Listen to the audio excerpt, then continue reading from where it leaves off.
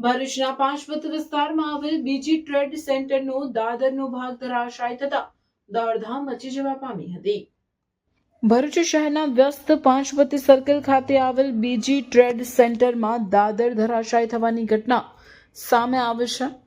નોંધનીય છે કે વર્ષ 1987માં બનેલું આ શોપિંગ સેન્ટર અત્યંત જર્જરિત હાલતમાં હોવા છતાં અગાઉ પાલિકા દ્વારા 3 વખત નોટિસ આપવામાં આવી હતી, પરંતુ શોપિંગ સેન્ટર સંચાલકો દ્વારા કોઈ નક્કર પગલાં લેવાયા ન હતા।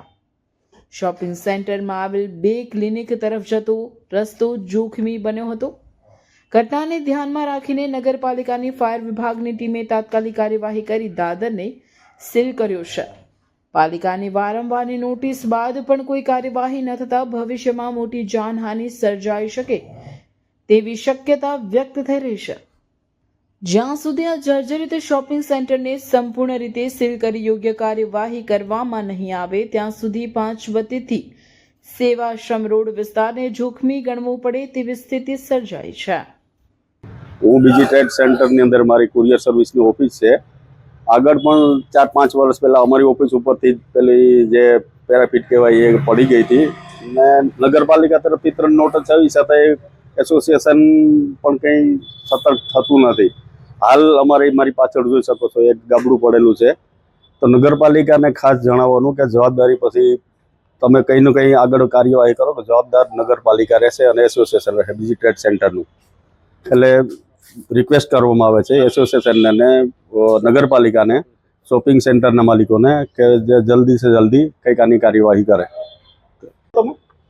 જી हाँ, અમે બીજી ટ્રેડમાં મારી ઓફિસ છે નીચે ગ્રાઉન્ડ ફ્લોર પર। વર્ષોથી આ બિલ્ડિંગ જૂનું થઈ ગયું છે, લગભગ 35-40 વર્ષ આ બિલ્ડિંગને થયા। બિલ્ડિંગ તૂટી જવા જેવું થઈ ગયેલું છે। ઘણી જગ્યાએ ઘણી વખત ગાબડા પડ્યા છે। અમે ભરૂચ નગરપાલિકાને ઘણી વખત આ માટે ઇન્ટિમેશન આપી છે। ઇવન ધો સોસાયટી અહીંયા બીજી ટ્રેડ્સ એસોસિએશને પણ કીધેલું છે કે ભાઈ આમાં શું કરવું, પણ અત્યાર સુધીના આમાં કોઈ શરૂઆત થઈ નથી। અહીંયા ગાડી જ્યારે પણ ફંક્શનો થાય છે એ ટેસ્ટના કે ટેસ્ટ ઇન્ડિયા પાકિસ્તાન મેચના, ત્યારે અહીંયા ગાડી બધા ધડાકાભેર બોમ્બો ફૂટે છે ને એની અસર આ બિલ્ડિંગને થાય છે। ઉપર બિલ્ડિંગના ટેરેસ પર જોવા જઈએ તો હોલ્ડિંગ્સો છે ને એટલી બધી ખરાબ પોઝિશન છે આ બિલ્ડિંગની, તેમ છતાં કોઈને પડી નથી। આ માટે નગરપાલિકાએ કંઈ કરવું જોઈએ એ માટે અમે લોકો રિક્વેસ્ટ કરીએ છીએ નગરપાલિકાને।